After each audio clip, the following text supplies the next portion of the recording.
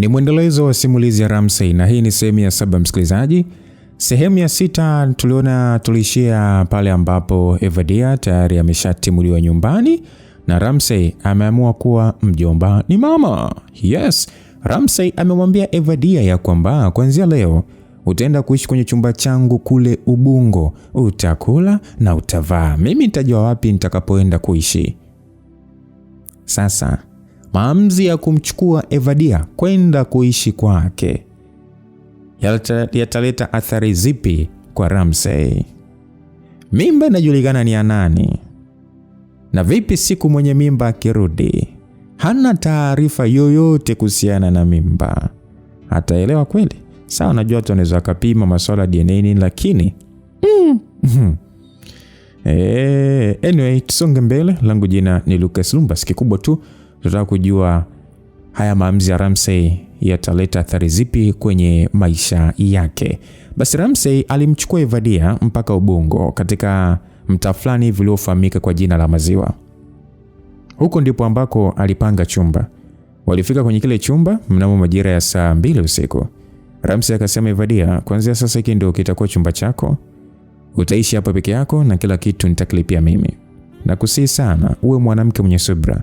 Ondoa stress zote, yani kuwa huru kunieleza shida zako zote, umesikia Japo sijajaliwa kikubwa na kama unavyojua bado nasoma, ila nitajitahidi kujinyima kwa ajili yako na nitahakikisha tunagawana kidogo nitakachokipata.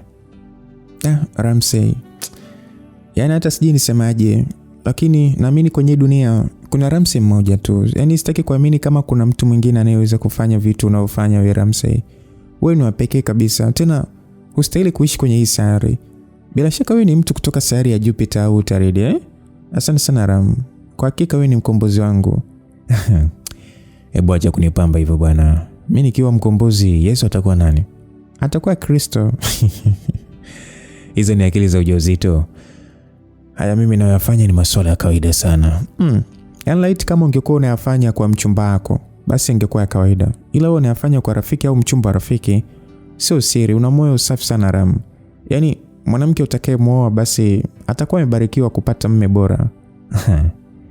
Eti mume bora. Mbona wewe ulikuwa unanikataga enzi za sekondari? Au wewe ukutaka kubarikiwa? Si ndo hapo sasa. Yani mwenye nashangaa sijui kwa nini sikutaka kubarikiwa. Ila tatizo baba kijacho. Yani Jimmy ndo alinifumba macho nikawa sioni na akaniziba masikio nikawa sisikii la kuambiwa. Au sio? Ila ndio inavyotakiwa kwa mwanamke kuwa na msimamo. Hiyo ndio sababu ya mimi kukuona wewe unafaa kuwa rafiki yangu kwa upande wa wanawake. Ingawa kuna muda ulikuwa tayari kumsaliti Jimmy na kuja kwangu. Na wewe kama kulipiza kisasi kwa kunikatalia. Yani wewe ni binadamu wa ajabu sana Ramsey. Ingekuwa mtu mwingine asingeweza kuipoteza ile nafasi. Okay, tuache hiyo kwanza. Nataka nikakununulie chakula ule alafu ulale kwa sasa. Kwanza kesho ndo utaanza masuala ya kupika. Ngoja nifanye haraka maana bi mkubwa atakuwa ananisubiri nyumbani. Kesho saa 5 hivi asubuhi nitakuja hapa kwa ajili ya kukutambulisha kwa baba mwenye nyumba na pia nitakuletea baadhi ya mahitaji muhimu. Sasa niambie, nikakununulie chakula gani? Yani mimi sina njaa kabisa Ram. Mimi nimeshiba. Hebu acha mambo yako bwana. Mara mwisho kule ilikuwa ni saa ngapi? Ilikuwa ni mchana kwenye saa 8 hivi. Umeona sasa? Yani kumbe lengo lako ni kumtesa tu kijacho wetu, si ndio? Kama umeshiba basi mlishe mtoto tu inatosha. Yani hapa iwe isiwe lazima utakula tu. Najua unapenda sana chipsi. Ngoja nikakuchukulia hapo nje. Yani ukianza kungangania kitu huwa ukubali kushindwa. Yani wewe badilika kabisa. Haya basi nenda kanunue nitakula.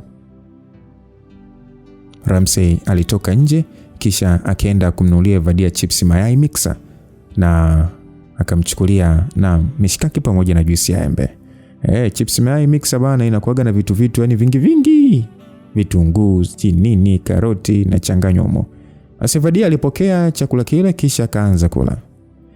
Evadia, ngoja mimi nikuache muda huu. Shika hivi hapa vijisenti utanunua vitafuno vya chai asubuhi. Mimi nitakuja kesho kama nilivyokuambia. Hakikisha unamaliza chakula, ondoa stress kabisa na kisha ulale unono. Umenielewa? Ramsey, kwa hakika nina deni kubwa sana kwako. Deni ambalo kama mimi siwezi kuwa na uwezo kulilipa. Yaani wewe ndo sababu ya mimi kufurahi kwa sasa. Unanijali mpaka najiona kama malkia wa bongo nzima. Maneno ya kukueleza hayaishi Ramsey. Japo mengi sana yapo ya kukueleza, lakini ila yote 9-10 ni kwamba asante kwa kunijali. Naomba tu Mungu akupe maisha marefu Ram. Yaani wewe ishi tu, maana hauna dhambi kabisa. Mwenyewe umejiona umeongea pointi, kumbe umeongea pumba tu. Yaani Vadia ukilaga chips, yaani sije kama unakuaga unalewa. Hebu maliza kula basi kisha ulale. Nakutakia usiku mwema and bye. Ramsey aliondoka na kumwacha Vadia kwenye kile chumba akiendelea kula. Basi Ramsey alifika salama nyumbani kwao mnamo majira ya saa 3 usiku. Alimkuta mama yake sebuleni akiwa anatazama TV. Basi mama akauliza kwamba vipi, kulikoni huko ulipotoka, kuna usalama kweli? Nashukuru Mungu, vitu vyangu vyote nimevikuta salama mama. Wezi hawakuingia chumbani kwangu. Bahati yako. Kwa hiyo sasa umevichukua hivyo vitu ama? Ya, nimevichukua vyote kwa usalama zaidi. Okay, nipe nikakutunzie kabatini kwangu. Alafu itabidi utafute chumba sehemu nyingine yenye usalama zaidi. Sawa mama, hata mwenyewe nimefikiria kuhusu hilo. Haya, sawa. Chakula kipo tayari pale mezani. Twende tukale mwanangu. Mama, kumbe bado hujala? Sasa ningekulaje wakati mwanangu umetoka? Mimi nilikuwa nakusubiri urudi ili tule wote. Sabi mkubwa, mwaka wako huu. Ramsey na mama yake walisogea mpaka kwenye meza ya chakula kisha wakaanza kula. Mama, hivi nakudai 600 eti? 600? 600 hiyo vipi yani? Wewe mtoto, naomba unikome. 600 ya wapi hiyo? Kwa hiyo mama unakana deni langu kabisa. Hivi umesahau nilivyo kutumia hela ile siku ya sikukuu ya 77? Sasa hivi unadai 450 tu. Mimi nijua ile ulinipatia mwanao tu kama zawadi ya sikukuu. Kwa maisha gani leo nayo mpaka nikupe 150 kama zawadi ya sikukuu? Labda ningekuwa mhasibu wa benki. Sawa mama, mimi nilikuwa nakutingisha tu kidogo, ila shida yangu kwa sasa ni 150 nipatie. Ya nini tena? Umeanza mambo yako, si ndio? Mama, laptop yangu imeharibika. Hivyo natakiwa kuipeleka kwa fundi kesho asubuhi. Bila hivyo mimi nitashinda kujisomea kipindi hiki cha likizo. Sawa. Nitakupa kesho asubuhi kabla sijaenda kazini kwangu.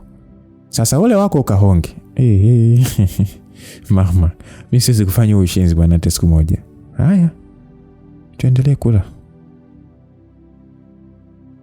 Naam, siku iliyofuata Ramsey alifanya kama alivyomwahidi Vadia.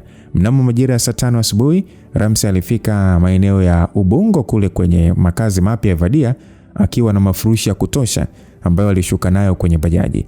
Kulikuwa kuna kiloba cha mchele na unga vyenye uzito wa kilogramu 25, ndoo ndogo la mafuta ya kula na kilo kadhaa za sukari. Basi Ramsey akasema, haya mama Kijacho, mzigo wako ndio huu hapa. Hivyo vingine kama mboga utakuwa unaenda kuvinunua sokoni. Shika hivi hapa vijisenti vitakusaidia kwa siku kadhaa kununua hayo mahitaji. Kwa hiyo naomba uwe na nidhamu kubwa sana kwa matumizi, maana vyuma navyo vimekaza, tusije kuumbuka hapa mjini. Usijali baba, mimi siwezi kukuangusha kwa hilo. Nitajibana tu. Mimi sijasema ujibane kiasi cha kushindwa kula vizuri. Kula kile unachokitaka.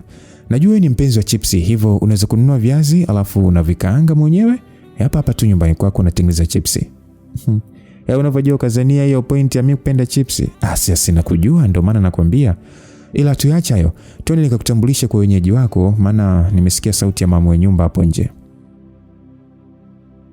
Basi Ramsey alimchukua Vadia kisha akamtambulisha kwa mama mwenye nyumba kwamba yeye ndo atakuwa mpangaji mpya wa kile chumba, hivyo wampe ushirikiano.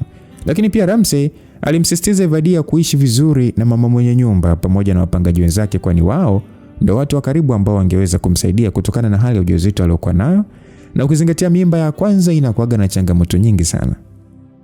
Vadia, kwa sasa mimi nasi nimemaliza kazi, ila kama kuna kitu bado sijakitimiza humu ndani, naomba uniambie ili niweke sawa. Mimi kwa sasa sioni kilichokosekana. Hebu angalia vizuri vitu vilivyopo alafu ndio utoe jibu. Hata nikiangalia bado mimi sioni mapungufu, ila nina wasiwasi tu baba. Wasiwasi gani tena? Na unatoka wapi wasiwasi? Hivi, sijata nikuulizeje. huwa najiuliza utaishi wapi, maana kila kitu umeniachia mimi, kwanza kitanda, godoro na vyombo vyako vyote. Naona kama nimekupa mlima mrefu sana Ramsey. Hivi una uhakika na haya unayonifanyia? Nishakwambia kwamba mimi ni mwanaume. Nimeshapata sehemu ya kuishi, hivyo ndio shaka. Hebu simama kwanza nikuangalie vizuri. Nisimame tena.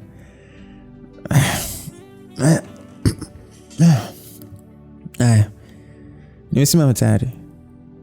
Evadia alisimama, kisha Ramsey akaanza kumtazama kwa makini kuanzia juu mpaka chini.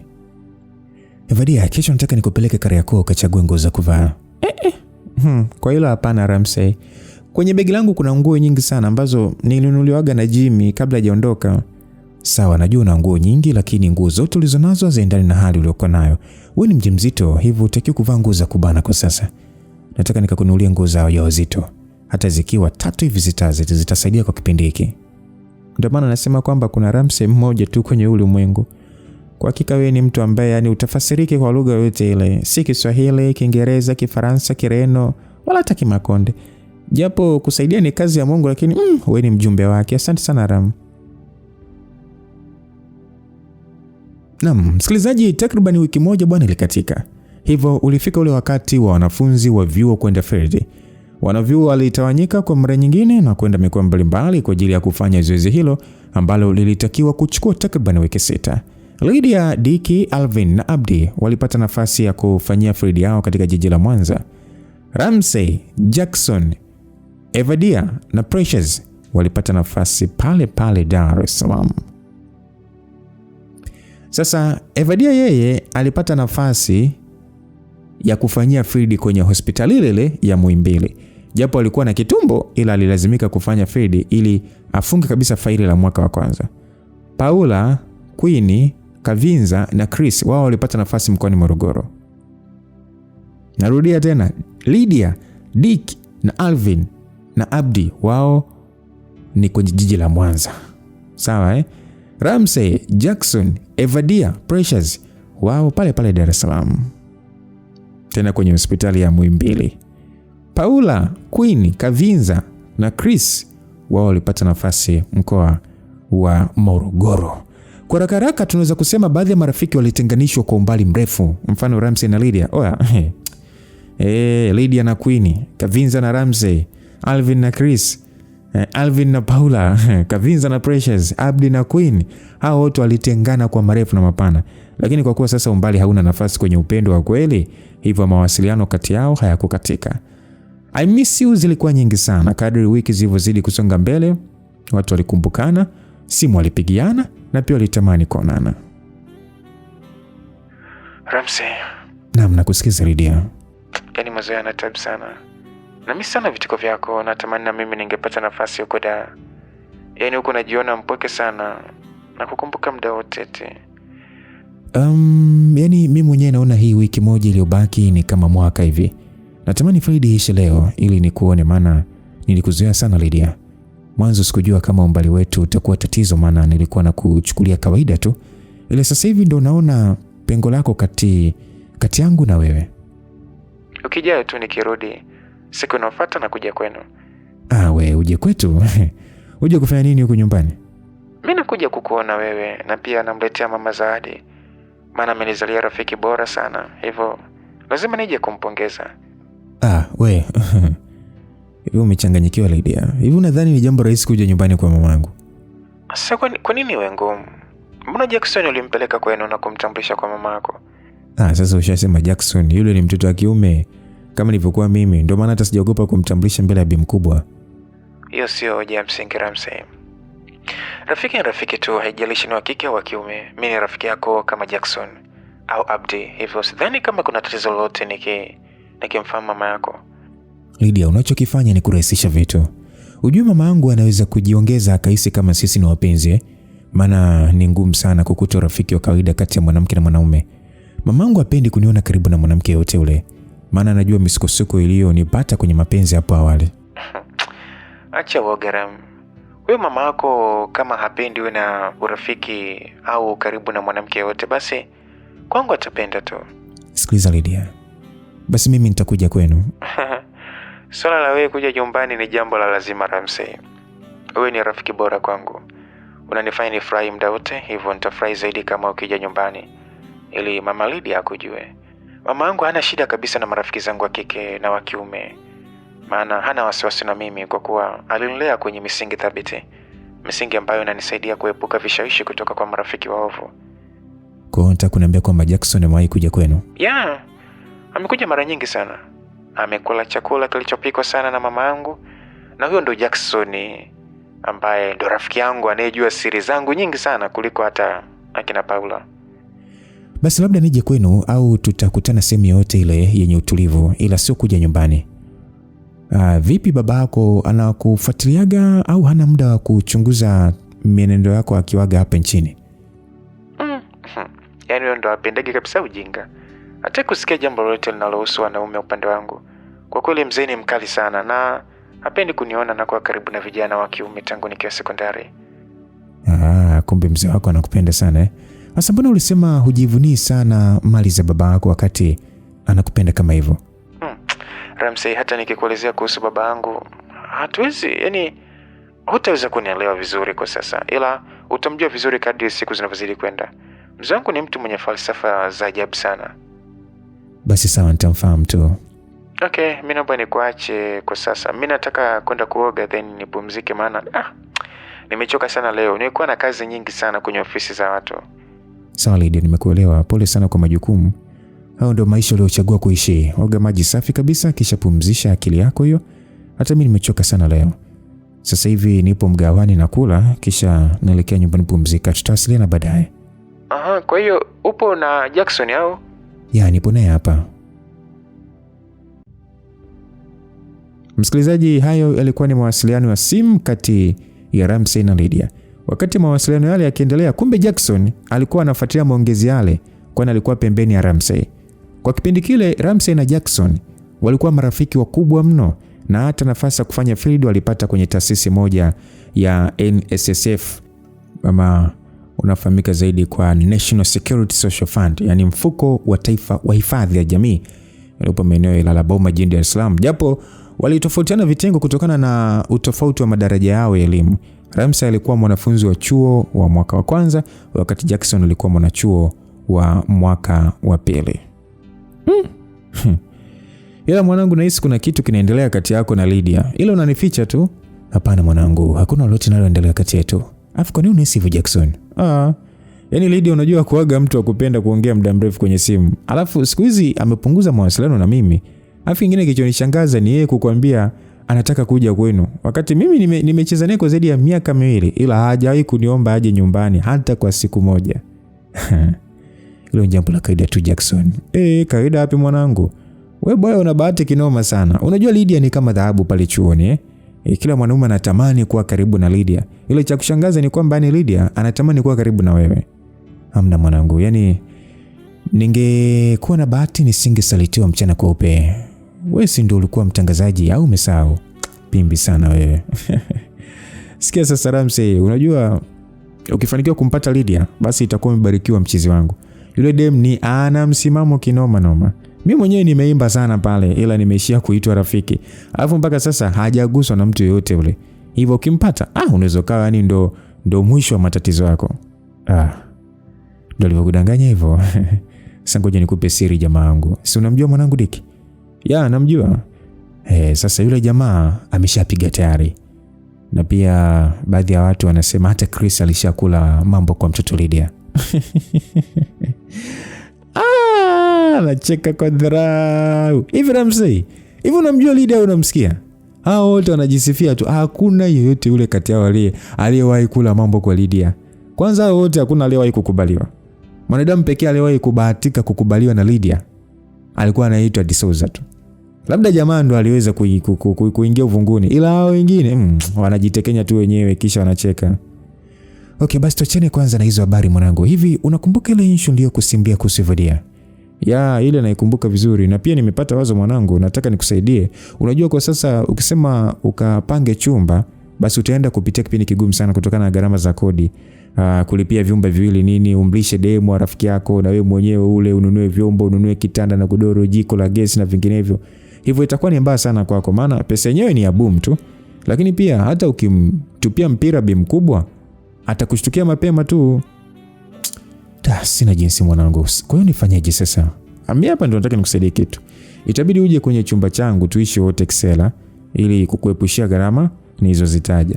Mimi na kitanda kikubwa tu pale ghetto. Hivyo tutalala bila shida yoyote. Au unasemaje? Ninachomshukuru Mungu wangu ni kwamba analetaga marafiki sahihi kwenye wakati sahihi. Kama tutafanya hivyo basi nitashukuru sana mwanangu. Maana utakuwa umenisaidia sana. Wewe usiwaze mwanangu.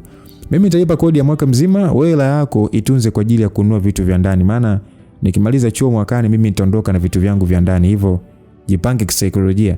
Nadhani mpaka kufikia mwakani utakuwa umenunua vitu vyako. Kwa hilo halina tabu kabisa upande wangu, maana mimi nikimaliza tu field hapa mimi najichanganya kwenye biashara huko kitaa. Maana mimi sipendi kukaa kizembezembe kisa nasoma chuo. Mwanachuo anejitambua lazima ajifunze ujasiriamali kabla hajamaliza chuo. Ni kweli Ramsey. Ndio maana hata mimi mwenyewe naenda Karume kuuzaga nguo huko nini kila likizo ninapofika. Unajua mimi sio mtu wa kufuata ndoto bali ni mtu wa kutengeneza ndoto. Nakubali sana MC Jackson, mzee wa mbwembwe ikiwa stejini. Kwa hiyo tunaenda nyumbani ama unaenda kwenu Kinondoni mdau? Hapa mimi nataka niende Kinondoni mwanangu. Huko kwenu mimi nitakuja kuanzia wiki ijayo tukimaliza Freddy. Unajua nimemiss sana bi mkubwa mwambie nitamkuta Jumapili akiwa mapumzikoni. Poa mwanangu, nitamfikishia salamu zako maana anakuuliziaga sana. Tangu umekuja siku ile yani hujaja tena ujue. Usiwaze mwanangu, mimi nitakuja tu Jumapili ijayo. Basi Jackson na Ramsey ndio zilikuwa stori zao hizo msikilizaji. Walikuwa wanapata chakula cha mchana kwenye mgahawa uliofahamika kwa jina la Konde Mgahawa uliopo maeneo hapo ya Karume. Chakula hicho bwana kilifuatia mara baada ya kumaliza kwa majukumu yao ya kazi ulizokuwa wanazifanya kwenye ile taasisi ya NSSF kwenye kile kipindi cha field.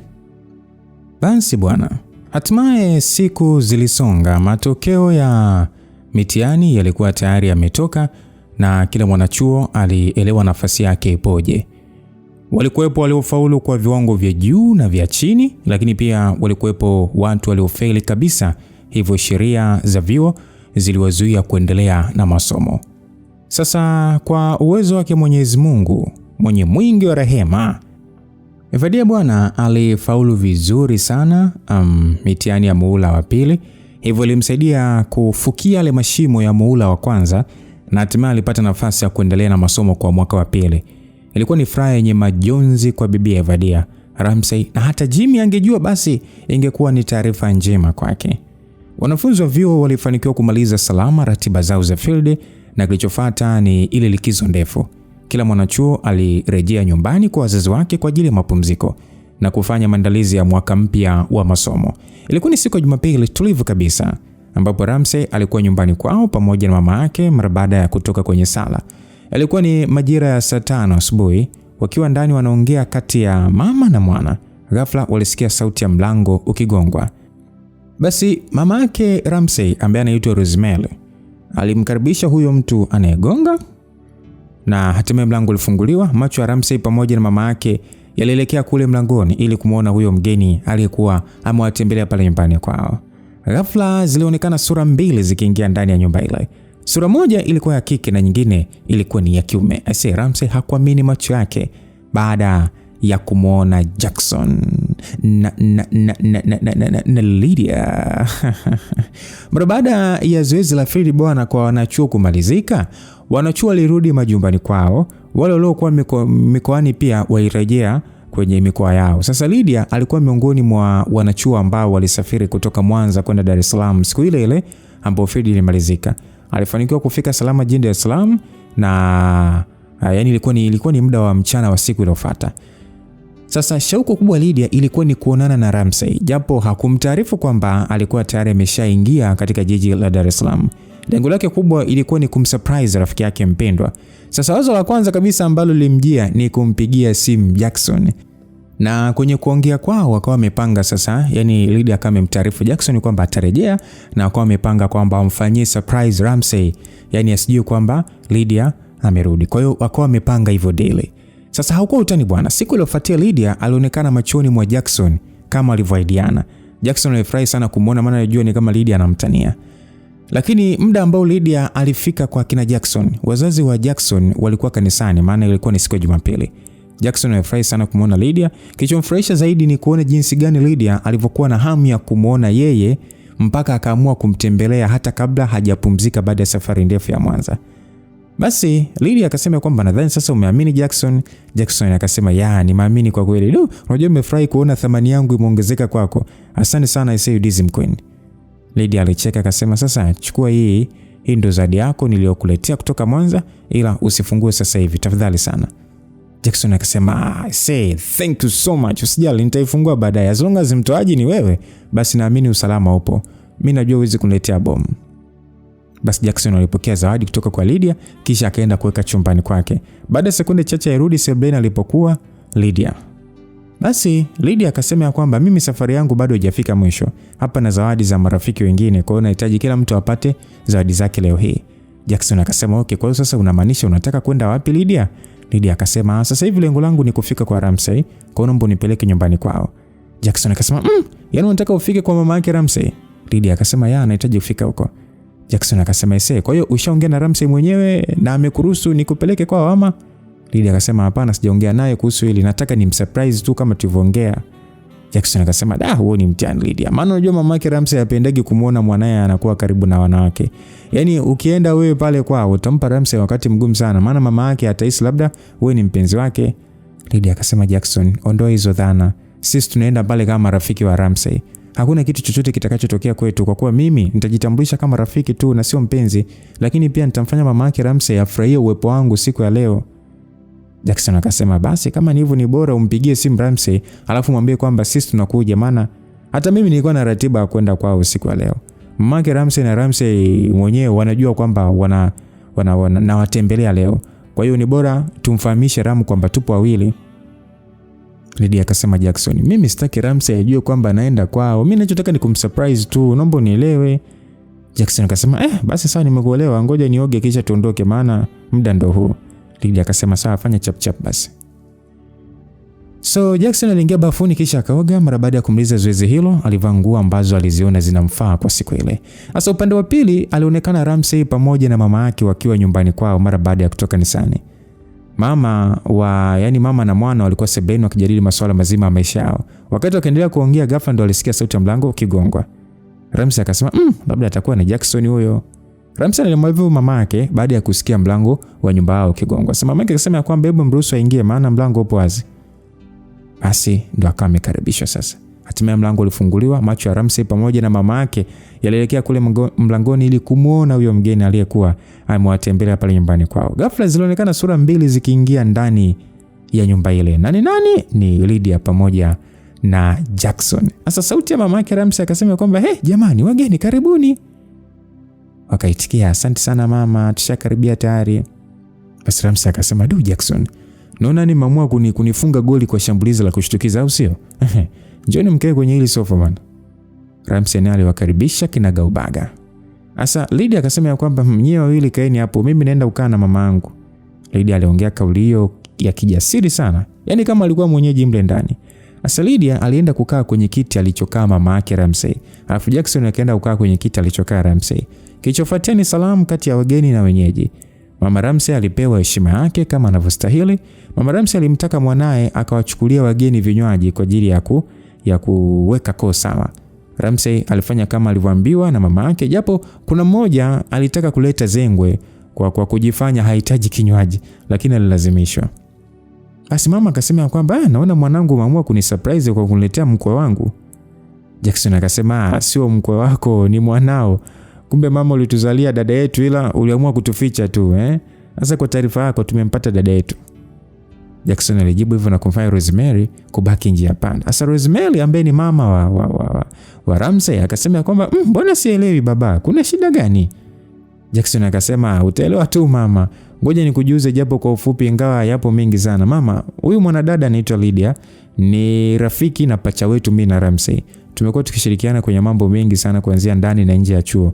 Najua unafahamu ukubwa wa urafiki uliopo kati ya mimi na Ramsey, ila huo urafiki usingekuwepo bila uwepo wa huyu mwanadada. Lakini pia urafiki uliopo kati ya huyu mwanadada na Ramsey ni mara 2 zaidi ya urafiki uliopo kati ya Ramsey na mimi. Jackson alitoa utambulisho wa Lydia kwa mama yake Ramsey. Basi Ramsey naye akaamua kushindilia msumari, akasema kwamba mama, anachosema Jackson kipo sahihi kabisa. Nafikiri umeona mabadiliko fulani hivi kwenye mienendo ya maisha yangu. Ramsey wa enzi za sekondari sio huyu wa chuo. Ukaribu wangu na hawa watu umenifanya nipate amani ya moyo, hivyo ratiba zangu zinaenda kama ninavyotaka ziende. Uwepo wa Jackson na Lydia umenipa mwangaza mkubwa sana kwangu kwa huu muda wote, kwani siku zote wamekuwa wananishauri vitu chanya na kunitia nguvu ya kuamka kipindi ninapoteleza. Nikiwa huku nyumbani mamangu ni wewe, ila nikiwa chuo mamangu ni huyo hapo Lydia. Kwa hakika tunathaminiana sana na kupendana. Basi mama yake Ramsey alitulia kidogo, kisha akamtazama kwa makini Lydia. Akamtazama Jackson, kisha akamtazama Ramsey. Kisha akasema kwamba hivi Ramsey, utaacha lini hii tabia? Rosemary aliongea na kufanya vijana wake kushtuka. Ramsey alijua balaa linalofuata halizuiliki kabisa. Ramsey akasema kwamba kwani kuna kitu gani kibaya nilichokifanya mama yangu? Mama Ramsey akasema kwamba huoni kibaya ulichokifanya? Hivi kwa nini hukuniambia kama mama yako wa chuoni atakuja leo? Si ungeniambia mapema tu, ningekuwa nimeandaa chakula kizuri kwa ajili yake. Lydia akasema, mama, usimlaumu Ramsey kwenye hilo jambo, maana sikumwambia kama anakuja leo. Yeye alijua bado nipo field Mwanza. Hivyo ujio wangu umekuwa ni surprise tu kwa Ramsey. Kwa hiyo sasa ndio unaamua kumtetea huyo mwanao, si ndio? Hapana mama, sio kwamba namtetea, bali huo ndio kweli. Mimi siwezi kutetea ujinga wake, hata mwenyewe ananijua vizuri. Haya bwana, ngoja basi mimi niende sokoni nikanunue viungo vya chakula ili niwapikie mle wanangu wazuri. Kabla hujaenda huko sokoni, naomba upokee kwanza zawadi mamangu nilinunua kwa ajili yako. Lydia alifungua begi lake, kisha akatoa bahasha kubwa yenye samaki wa Mwanza, akamkabidhi, kisha akatoa bahasha nyingine iliyokuwa na kanga na vitenge pande mbili, kisha akamkabidhi mama yake Ramsey. Mama, kwa kuwa umenizalia rafiki bora, naomba upokee hii zawadi niliyokuletea mamangu, japo ni kidogo ila ndio kitu nilichojaliwa mwanao. Jamani, asante sana mwanangu. Nitakuombea dua na baraka kwa Mungu ili azidi kukufanikishia kila uliwazalo. Pia nitawaombea kwa Mungu ili urafiki wenu uwe wenye furaha siku zote za maisha yenu. Wewe, Jackson na Ramsey, wote nyinyi ni wanangu. Hivyo jisikieni huru kabisa kuwa hapa ni nyumbani kwenu. Msikilizaji, kwa hakika tukio lililokuwa linaendelea lilimfurahisha sana kila mtu pale ndani. Ramsey hakuwahi kudhania kama Lydia angeweza kuteka moyo wa mama yake ndani ya muda mfupi. Lakini pia japo Jackson alifurahi na alishangazwa na tukio la Lydia kumletea zawadi mama yake Ramsey. Yaani ni kwa nini atoe zawadi kwa mama yake Ramsey tu? Mbona mama Jackson hakupelekewa zawadi wakati Lydia na Jackson urafiki wao ulikuwa ni wa muda mrefu? Sasa wanangu, ngoja mimi niwaache hapa mara moja nifike hapo sokoni. Mama Ramsey aliongea hivyo sasa akiinuka kwenye sofa alipokuwa amekaa. Lydia akasema kwamba basi ngoja nikusindikize huko sokoni mama yangu. Si unajua tena raha ya sokoni ni kuongozana watu wawili au zaidi. Usijali mwanangu. Wewe baki tu ukiongea na wenzako hapa nyumbani, maana ni muda mrefu sana mlikuwa hamjaonana. Mimi nitaenda mwenyewe maana sio mbali kutoka hapa. Lydia akasema sawa mama, nimekuelewa. Mamake Ramsey aliondoka kuelekea sokoni, huku nyuma walibaki marafiki watatu wakiendelea na stori zao. Aisee wanangu, mmeniweza leo. Yaani mmenifunga goli kwa shambulizi la kushtukiza. Niliamua tu kukusurprise, maana ningekwambia kwamba nakuja basi ungeanza kuleta hoja za kunizuia nisifike hapa. Lakini Lydia, si unakumbuka nilikwambia usije nyumbani? Nakumbuka uliniambia. Ila nimekuja na hakuna balo lolote lilotokea, maana mama uliokuwa unamuogopa hajachukizwa na uwepo wangu. Au hujapenda kuniona Ramsey? Japo sikupenda uje, lakini nimefurahi kukuona. Hivi umekuja lini kutoka Mwanza? Na mbona kuniambia kama umesafiri? Hiyo ndio maana alisia surprise sasa. Lengo lilikuwa ni kukushangaza tu ghafla. Ila jamani, bi mkubwa Aisha ameonekana kufurahi sana baada ya ujio wa Lydia. Unajua mwanzo mimi nidhani kwamba atazingua. Jackson nishakwambia usio na wasiwasi. Yaani usio na wasiwasi kabisa. Mimi najua mbinu za kumfanya mtu afurahie uwepo wangu. Na pia nina bahati sana. Acha kujisifia wewe. Shukuru tu leo bi mkubwa alienda kanisani, ndio maana mapepo yake hajampanda. Ila vinginevyo ungekoma kuja nyumbani. Hakuna kitu kigumu kama kunichukia mimi Ramsey. Subirini bi mkubwa arudi sokoni ili nizidi kumfurahisha zaidi. Kwa hiyo unataka kufanyaje? Wait, you'll see. Basi stori ziliendelea kunoga kwa marafiki watatu. Baada ya robo saa kupita, mamake Ramsey alirudi kutoka sokoni akiwa na mazagazaga ya kutosha kupika diko la nguvu. Sasa mama Ramsey akasema kwamba naona meno 32 ya kila mmoja wenu yapo nje kwa furaha mlizonazo leo wanangu. Yaani mama, hawa nao wa kiume wamezoea kuvunja mbavu zangu kunichekesha kila mara. Yaani ni wacheshi mno. Mama, yaani mwanao wa kike anatusingizia tu, atakuongopea maneno mengi. Yeye ndio ubingwa wa kutuvunja mbavu hapa. Nyie wote mnaonekana ni wacheshi tu. Na ndio maana mmekuwa marafiki kwa sababu falsafa zenu zinaendana. Ni vigumu sana kukuta padri na shehe wanakuwa marafiki kwa sababu ya utofauti wa itikadi na falsafa zao. Sasa ngoja mimi niingie jikoni nikaandae chakula kizuri na nyie wanangu, ili siku ya leo iweze kwenda vizuri. Hapana mama, leo wewe ni bosi wetu. Kwa kuwa wanao tupo hapa basi hutakiwi kufanya kazi yoyote ile ndani ya nyumba. Yaani leo tutafanya kazi zote za ndani. Hilo jiko tuachie sisi, tutashughulika nalo maana tumepanga tukupikie chakula mama yetu. Lydia aliongea na kufanya Ramsey na Jackson washangae maana hakuna makubaliano yoyote waliowafanya kuhusu wao kupika chakula. Aise, huyu Lydia niki here. Alafu ni mchokozi. Au makubaliano walifanyika saa ngapi? Sasa mama Ramsey akasema kwamba kwa hiyo unataka kusema kwamba Ramsey amekubali kukaa jikoni. Mbona miujiza imekuwa mingi leo? Ramsey akasema mama, hakuna miujiza yoyote bi mkubwa. Mbona mimi napigaga chakula? Ndio unapikaga chakula ukiwa huko Ubungo. Ila sio hapa nyumbani, Mara ya mwisho kula chakula ulichopika wewe ilikuwa ni lini? Ilikuwa ni mwaka juzi kwa kidato cha 5. Basi mama yangu, leo tunakupikia diko la Korea. Haya. Alafu mama, mimi nadhani tusongee sana mama. Twendeni jikoni tukarekebishe kabisa. Jackson aliongea sasa akichukua kifurushi chenye viungo vya chakula kisha akawataka wenzake waongozana jikoni. Lakini sasa kabla hawajapiga hatua, simu ya Jackson iliita kisha akapokea. Alikuwa ni mama yake ndio aliyepiga. Akamwambia kwamba mama, nimeshaondoka tayari, nipo Manzese. Kisha Jackson alionekana kushtuka akasema, "Da, kwa hiyo hata baba aliacha ndani ufunguo wake ama?" Basi mama nakuja sasa hivi. Vuteni subira kidogo, nakuja." Hayo ilikuwa ni maongezi ya simu kati ya Jackson na mamake, japo sauti ya upande wa pili haikuweza kusikika. Basi Jackson akasema kwamba sasa jamani, mimi nimepata dharura ya ghafla, inabidi niende nyumbani nipeleke ufunguo wa nyumba maana wazee walivyoenda kanisani walisahau kuchukua funguo zao, na mimi sasa nilipotoka nyumbani nilifunga nyumba kwa kujua wao wamechukua funguo zao. Mama Ramsey akasema, "Da jamani, kwa hiyo sasa si utarudi lakini mwanangu ama?" "Ya mama, mimi naenda tu mara moja kuacha funguo kisha narudi." Wewe nenda faster bwana ili waikula diko la Korea. Si unajua tena kazi yangu nikiwaga kwenye kamati ya mapishi Na ukubali sana jamaa yangu. Ngoja basi niende chapu ili niwahi kurudi. Jackson aliongea hivyo kisha akaondoka zake. Kamati ya mapishi ilibaki chini ya usimamizi wa Lydia na Ramsey. Marafiki wawili walizama jikoni na Rosemary alibaki sebuleni. Pasipo kuchelewa, Ramsey na Lydia walianza rasmi kugawana kazi ili kufanikisha zoezi la chakula kwa muda mfupi. Ramsey alionekana kuwa bize na jungu la chakula ambalo lilikuwa jikoni likichemka. Wakati huo Lydia alikuwa bize na shughuli ya kukata viungo kama vile nyanya na vitunguu. Mama, nimejikata. Ramsey, nimeumia baba, nimejikata. Ilikuwa ni sauti ya Lydia ambaye alionekana kusitisha zoezi la ukataji wa nyanya kisha akaanza kulia kwa kumaanisha kwamba alikuwa amejikata kwa kisu alichokuwa anakitumia kukatia vitunguu. Ramsey alikurupuka chapchapu kule kwenye jungu kisha akamfuata Lydia kwa mudi ya kuchanganyikiwa. Ramsey akasema kwamba Lydia, pole sana, hebu nionyeshe umejikata sehemu gani? Si nilikwambia kwa makini. Una sasa umejisababishia jeraha. Lydia alimtazama akacheka. Akasema, "Kumbe unanipenda na kunijali mimi sijajikata bwana. Nilitaka tu kuona jinsi utakavyoreact." Lydia aliongea huku akisindikizwa na cheko la utani. Ramsey alikasirika baada ya kuona Lydia amemchezea ule mchezo wa danganya toto. "Yaani Lydia, umeamua kunifunga goli la mkono, si ndio? Umeona raha sasa kuendesha mbio mapigo ya moyo wangu ndani ya muda mfupi Sasa ngoja leo nikufundisha adabu kidogo." Ramsey aliongea huku sasa akikunja shati kwa ajili ya kumshughulikia Lydia. Lydia hakuona sababu ya kuendelea kusubiri kipigo, hivyo akaanza kukimbia mbio kuzunguka jiko.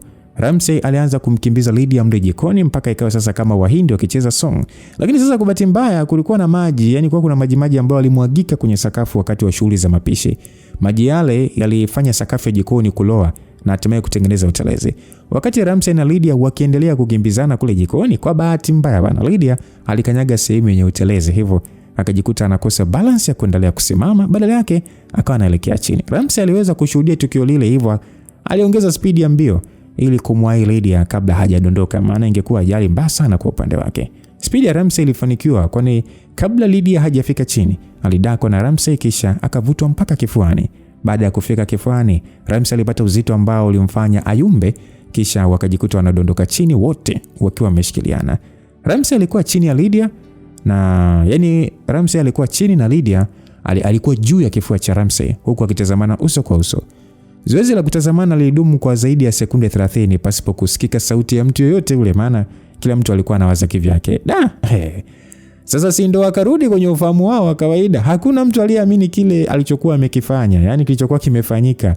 Mkono wa kulia wa Ramsey ulikuwa umekamatia maembe ya Lydia. Lydia alitoa chapo mkono wa Ramsey uliokuwa umejinafasi vya kutosha kwenye maembe yake, kisha akamka chapu pale chini alipokuwa amedondoka na Ramsey. Wote kwa pamoja walijisikia aibu kwa tukio lilotokea. Hakuna mtu ambaye alimtazama mwenzake kwa ujasiri. Baada ya Lydia kuamka pale chini, Ramsey naye aliamka kwa ajili ya kusogea kule kwenye kitengo cha upishi. Lakini sasa walipotazama kule kulipokuwa na jungu la chakula, hawakuamini macho yao. Baada ya kukutana na sura ya mama yao ambaye alikuwa anawatazama kwa makini wawili hao bila kupepesa macho. Mama akasema kwamba, wanangu, mtanisamehe kwa kuwaingilia kwenye kitengo chenu cha upishi, ila shida yangu ni kisu tu. Nataka nikamenya matunda. Rosemary aliongea kwa dhamira kuu iliyokuwa imempeleka kule jikoni, huku sasa akijifanya kama hakuona tukio lolote lile. Mama, simekwambia leo utaki kufanya shughuli yoyote ndani. Yaani leo wewe ni bosi wetu, hivyo kazi zote tutazifanya sisi. Lydia alimjibu mama yake Ramsey, japo mwanzo alianza kwa kigumizi. Sasa mama Ramsey akasema kwamba msijali watoto wazuri, nataka tu kutengeneza juisi ya matunda. Hivyo nikisema niwasubiri nyie mpaka malize kupika, tutachelewa kula chakula. Si mnaona muda ulivyokimbia?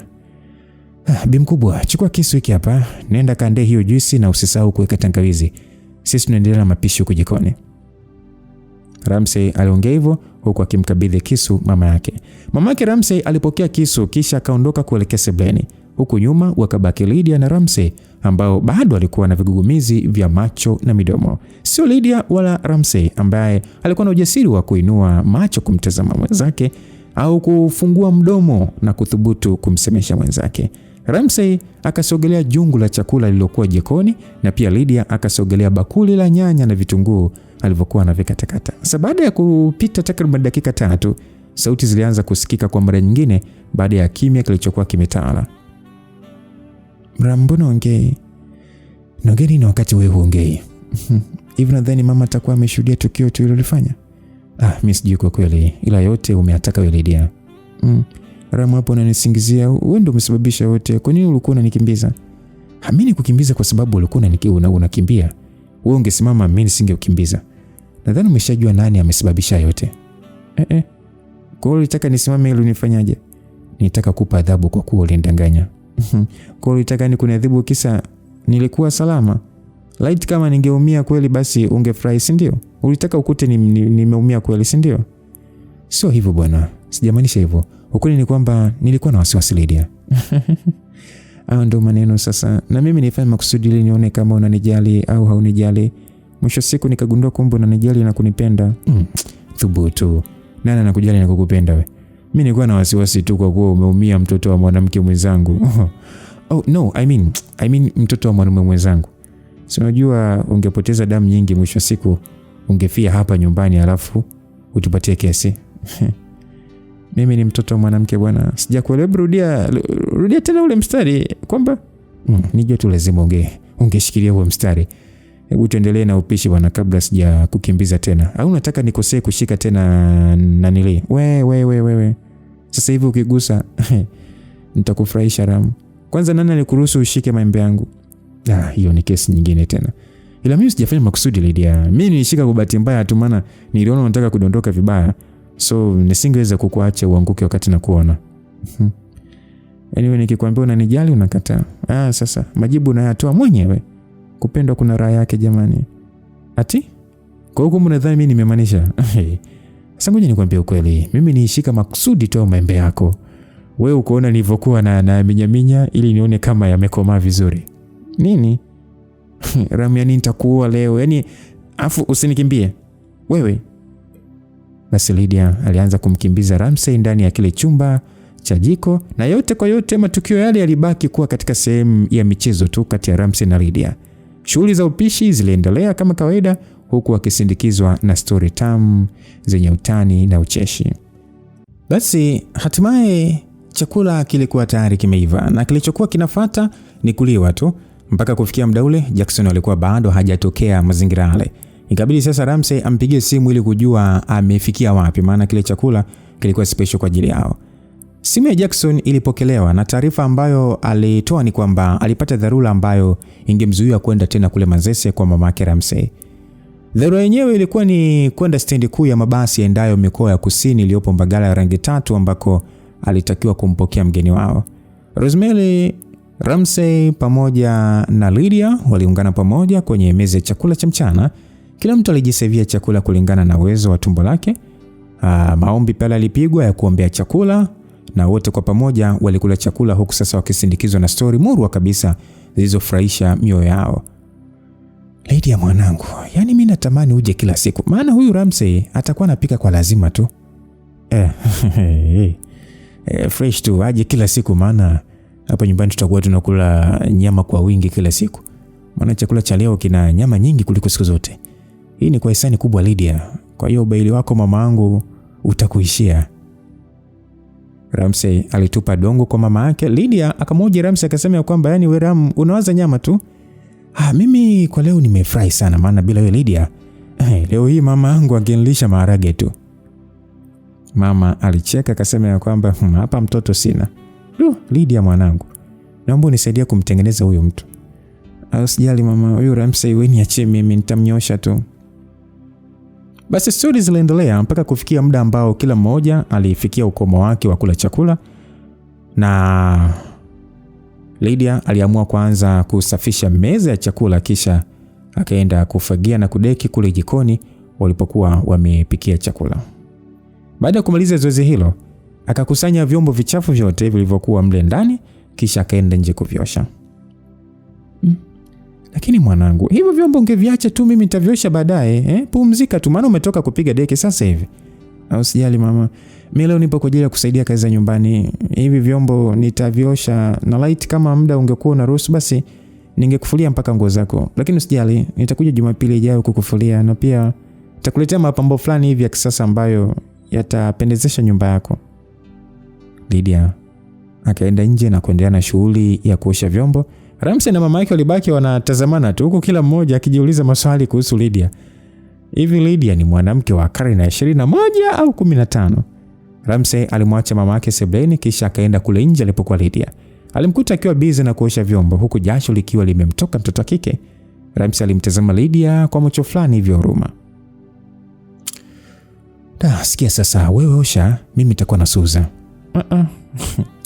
Ram, unajua umenishtua. Alafu ulisema hutaki kuosha vyombo. Sasa umekuja kufanya nini? Sijaja kuosha, nimekuja kusuuza. Najua kama sitaki. Kama hutaki basi mimi nakuachia peke yako. Mimi nimekuja kukusaidia maana mavyombo ni mengi. Kwani mimi nimekuomba msaada? Wewe nenda ndani bwana. Tangu lini mtoto wa kiume akaosha vyombo? Tangia leo. Yaani mimi hapo sitoki na vyombo. Yaani sitoki hapa na vyombo naosha. Siwezi kukuacha peke yako kuteseka na vyombo vingi namna hii bwana. Kwa nini uwezi? Au unanipenda? Thubutu. Mimi sikupendi bwana, ila nakuhurumia tu. Hata mimi sikupendi, ndio maana sitaki wewe hapa. Sasa hapa sitoki na vyombo naosha. Ramsey alivuta kigoda, kisha akakana kuanza kusuuza vyombo vilivyokuwa vinaoshwa na Lydia. Zoezi liliendelea huku wakiongea stori zao za kutaniana kama ilivyokuwa desturi yao. Sasa mbona umerushia matone ya maji Lydia? Pole, ni bahati mbaya. Eti bahati mbaya wakati umechota kabisa makusudi kwa mkono na umerushia? Ramsey naye akazamisha mkono wake kwenye maji, kisha akamrushia Lydia matone ya maji. So ilikuwa ni mchezo tu, yani hivyo, na zoezi la kuosha vyombo limalizika.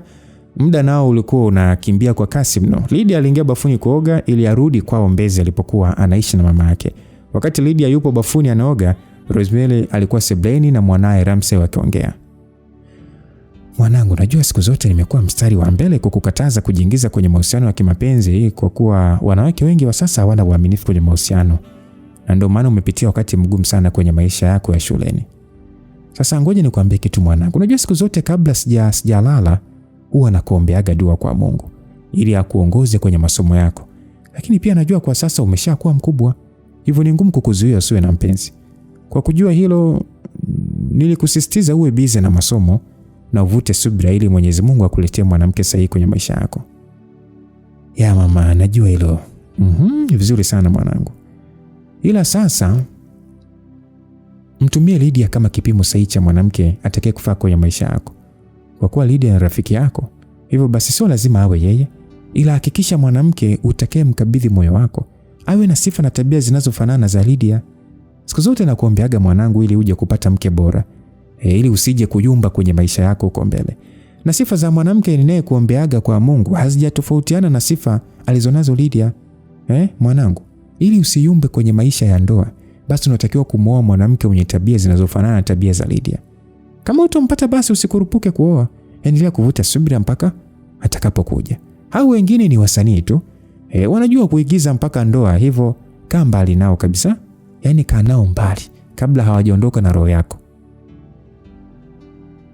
Maneno ya Rosemary yalimfanya mwanae akose kauli thabiti ya kuzungumza kwa wakati ule. Hivyo Ramsey alijikuta amekuwa mpole huku akiyatafakari kwa umakini maneno ya mama yake. Wakati Ramsey anaendelea kutafakari maneno ya mama yake, Lydia alifika pale sebuleni akiwa tayari amemaliza kuoga na kujipaka makeup zake usoni kwa kuwa alitembea nazo kwenye kibegi kama ilivyokuwa desturi kwa warembo wa Bongo na duniani kwa ujumla. Kilichokuwa kinafuata ni Lydia kurudi nyumbani kwao muda ule. Na mama alisema ya kwamba, Lydia mwanangu, asante sana kwa mazuri yote ulionifanyia leo hapa nyumbani kwangu. Japo tumekaa kwa muda mfupi, ila nimegundua wewe ni mtu wa aina gani. Wewe ni bora sana Lydia. Kuanzia leo hapa ni nyumbani kwako pia, kwa ujisikie huru kabisa muda wote. Asante sana mama kwa kunikaribisha na kunifanya kuwa mmoja wa familia. Nashukuru sana mama. Sawa mwanangu, ila naomba nikuombe kitu kimoja. Usijali mama, hilo sio ombi bali ni amri. Wewe niambie tu. Eti amri. Okay, Ramsey alishasema kwamba akiwa huku nyumbani mimi ndo mama yake, ila akiwa chuoni wewe ndo mama yake. Kwa hiyo basi nakuomba sana mwanangu Lydia, naomba unisaidie kumuongoza Ramsey. Huyu ndiye mwanangu wa pekee kwenye hii dunia. Yeye ndo furaha yangu na pia yeye ndo tumaini langu. Mimi naumia sana ninavyomuona anateseka kwa ajili ya vitu vya kijinga. Hivyo basi hakikisha unamuongoza kwenye njia sahihi kwa kuwa wewe anakusikiliza sana. Ninampenda sana mwanangu. Hivyo hata nikifa leo, basi naomba usimtenke Ramsey, maana hana ndugu mwingine hapa mjini zaidi yangu. Hilo sio ombi mama, ni wajibu wangu kufanya hivyo. Ramsey ni rafiki bora sana kwangu. Ni kijana mwenye muonekano mzuri, ni kijana mwenye vipaji vingi sana vya asili. Lakini pia Ramsey ni kijana mwenye hekima na busara kwa watu wote wanaomzunguka, japo kuna watu waliumbwa kwa ajili ya kuja kumpa changamoto katika maisha yake. Na siku zote wanamwambiaga kwamba matatizo anayoyapitia achukulie kama changamoto na ajifunze kurekebisha makosa kupitia changamoto hizo. Kwa hiyo ndio hilo mwanangu. Asante sana. Ngoja mimi niwatoe mpaka hapo nje alafu nyie mtasindikizana wenyewe, maana mimi nimechoka kutembea kwa sasa. Utaniwia radhi mwanangu. Usijali mama, wewe pumzika tu. Huyu Ramu atanisindikiza mpaka stendi. Naam, wakati stori zote zikiendelea, Ramsey alitulia kimya akisikiliza namna anavyokaangwa na Lydia pamoja na mama yake. Kilichofuata, Ramsey na Lydia wakaongozana kuelekea stendi ya magari yaendayo Mbezi. Kwa hiyo Lydia, ndio umeamua kujimwambafai mbele ya mama yangu, si ndio? Hivi nadhani unaweza kunizuia nisiingie kwenye mahusiano? Tena sitaki kabisa kusikia una date na mwanamke yote ule kuanzia sasa. Basi kama ni hivyo itabidi ni date na wewe. Kuwa na adabu, mimi ni mama yako. Sawa mama, nimekuelewa. Alafu nimekumbuka kitu. Ulipokuwa Mwanza bwana uliniambia utaniletea zawadi. Mbona sasa hujanipa? Yaani hujasahau tu mwanangu. Okay, ngoja nikupe zawadi yako mtoto mzuri Haya, chukua hii hapa pipi mkubwa wao. Yaani zawadi yenyewe ndio hii? Kwa nini unipatia mimi pipi ya kijiti? Okay, poa, kwa kuwa ni zawadi basi ngoja nipokee tu, maana mimi kwako ni mtoto. Kwa hiyo unataka kukataa. Okay, basi fumba macho, alafu nyosha mkono wako wa kushoto nikupatie zawadi nyingine. Ramsey alifuata maelekezo ya Lydia kwa kufumba macho na kunyosha mkono wake wa kushoto. Sasa fumba macho mwanangu. Lydia alimtaka Ramsey afumbue macho baada ya kukamilisha kila alichokitaka. Ramsey alifumbua macho yake. Alipoangaza macho katika mkono wake wa kushoto, hakuamini macho yake. Alikutana na saa moja kali sana iliyotengenezwa kwa mchanganyiko wa madini ya shaba na almasi. Kwa hakika Ramsey alifurahishwa na zawadi ile, japo hakuwa mpenzi sana wa kutumia saa tangu hapo awali. Ramsey, hiyo saa nimekununulia kwa sababu ya kukumbusha thamani ya muda katika maisha yako. Mara nyingi vijana tunashindwa kufikia ndoto zetu kwa sababu hatujui kucheza vizuri na nyakati. Yaani unanipa mtihani wa kwanza kutafakari au mafumbo. Tafakari vizuri, alafu utapata majawabu sahihi kuhusu muda. Sijakununulia saa ile upendeze machoni kwa kina Zuchu na Paula. Na nilijua tu lazima utasema hivyo. Tulia kwanza, sijamaliza jambo langu wewe. Mbona unaongea? Hebu fumba macho kwa mara nyingine. Basi baada ya dakika moja Lydia alimruhusu Ramsey kufumbua macho. Hasa Ramsey hakuamini macho yake baada ya kukuta zawadi ya viatu vya kuchezea mpira. Vilikuwa ni viatu vya kisasa kabisa. Vile Ramsey alivyokuwa mpenzi wa mpira wa miguu, akajikuta anashindwa kuzuia miemko yake. Hasa mama, leo umeniweza, sio siri. Hivi ulijuaje kama navaagi viatu namba 40? Ramsey kwa furaha aliamua hadi kumkumbatia Lydia. Hiyo kazi nilimwachia Jackson. Kumbe ndo maana aliwahi kuniuliza kuhusu namba yangu ya viatu. Yaani sikujua kabisa kama lengo lilikuwa hili, maana tulikuwa kwenye mazungumzo ya kawaida tu. Basi ndio hivyo mtoto wangu. Mama yako anakupenda sana. Ukiachana na mama yako mzazi, najua unapenda sana mpira kuliko kitu chochote kile hapa duniani. So nami kwa sababu napenda uendelee kufurahi, ndio maana nimeamua kukuunga mkono juhudi zako ili siku moja ufike kule unapotaka kufika. Najua mama yako hapendi ucheze mpira kwa kuwa ndio chanzo cha matatizo kwako, ila awamu hii utacheza mpira na hutapata tatizo lolote. Mimi siwezi kuwaruhusu wacheza sinema wa kugusa hata shati. Wewe ni mwanangu mimi, na siku zijazo nitakupeleka kwa mamangu ambaye ndio bibi yako akuone. Naam, siku zilizidi kusonga mbele huku wanafunzi wa vyuo wakiendelea kusubiri mwaka mpya wa masomo. Ramsey hakuacha kumtembelea Vadia na kumjulia hali, kwani yeye ndo alibeba majukumu ya kumtunza mama kijacho huyo. Na kadri siku zilivyozidi kusonga, ndivyo tumbo la Vadia lilivyozidi kukua, likiashiria miezi ya kujifungua ilikuwa inakaribia. Mnamo majira ya saa 5 asubuhi, Ramsey alionekana akiwa katika makazi ya Vadia kule Ubungo. Haya sasa, niambie mama mtoto, kitu gani kimepungua hapa nyumbani kwako? Hapa kilichopungua ni mchele tu baba. Lakini pia gesi imekwisha tangu jana. Sasa kwa nini nilivyokupigia simu ile jana hukuniambia kama umeishiwa gesi? Kwa hiyo jana hujapika? Sikupika usiku, ila hakukuwa na shida maana mimi sikujisikia kula chochote. Vadia. Yaani hapo ndo tunapogombana Vadia. Sasa kwa nini unalala bila kula? Kila siku unatakiwa kula kwa ajili ya mtoto aliyoko tumboni. Mimi nilishiba. Kwa hiyo kama ulishiba ndio kaamua kumsahau mwenye njaa, si ndio? Okay, tuliache ile, lakini sitaki tena nijirudie ile jambo, sawa? Sawa baba, nimekuelewa. Okay, ngoja nifike hapo benki nikakutolee vijisenti vya kununua vitu vilivyopungua na kuisha. Basi bwana Ramsey aliondoka na kuelekea ATM, na kwenye kile chumba cha ATM bwana, kwa kuwa ndani ya chumba cha ATM kulikuwa na mteja mwingine, Ramsey alilazimika kumsubiri yule mteja atoke kisha naye aingie. Baada ya dakika moja kupita, yule mteja alitoka ndani ya kichumba cha ATM kwa mwendo wa haraka mno. Alikuwa ni mwanamke mwenye makamu wa miaka zaidi ya 40. Baada ya yule mama kutoka, Ramsey akaingia ndani ya ATM. Alianza kwa kuzamisha kadi yake, kisha akafuata hatua zote ambazo zilimtaka azifuate ili apate pesa taslimu alizokuwa anataka. Zoezi lake lilifanikiwa ambapo alitoa kiasi cha shilingi 60,000 za Kitanzania. Lakini sasa wakati anataka kutoka nje, alikanyaga kitu kigumu kilichomfanya angalie chini. Ramsey alishtuka baada ya kuona pochi ya kike. Aliokota kisha akafungua na kuangalia vilivyomo ndani. Mtaalamu alishtuka kwa mara nyingine baada ya kukutana na pesa za kutosha ndani ya ile pochi. Lakini pia alipoangalia vizuri, akakuta vitambulisho na passport zenye picha zinazofanana na yule mama aliyekuwa ameingia pale ATM. Ramsey hakusubiri chochote zaidi tu ya kuchomoka eneo lile kwa ajili ya kumwahi yule mama aliyetoka muda mfupi pale benki. Kwa bahati mbaya, alimwona yule mama akiingia ndani ya taksi. Ramsey alijitahidi kukimbia, aliwahi lile gari lakini alichelewa. Taksi iliondoka. Sasa akaamua kuita bodaboda kisha akamtaka alifuate lile gari mpaka litakapoishia. Dereva wa bodaboda alifanya kama alivyoambiwa na Ramsey, lakini sasa siku ya kufa nyani miti yote huteleza. Yule bodaboda alivyofika kwenye mataa ya Ubungo, alifikia kukaa kwenye foleni wakati ile taksi ilifanikiwa kuvuka, na ndo lilikuwa gari la mwisho kuruhusiwa na trafiki kwa muda ule. Asa taksi lililokuwa limempakiza yule mama liliongoza nje endayo Mbezi Beach. Baada ya mwendo dakika 15 taksi ilisimama. Asa dereva akasema kwamba sister, si ulisema nikuachie hapa? Yule mama akasema jamani kaka, nilikwambia uniachie Jogoo, ni hapo mbele tuktuk kinachofuata. Yule kaka akasema Jogoo? Aisee, huwezi kuwa serious dada. Yaani kutoka Ubungo mpaka Jogoo ndo ni kuendesha kwa buku 15 kweli?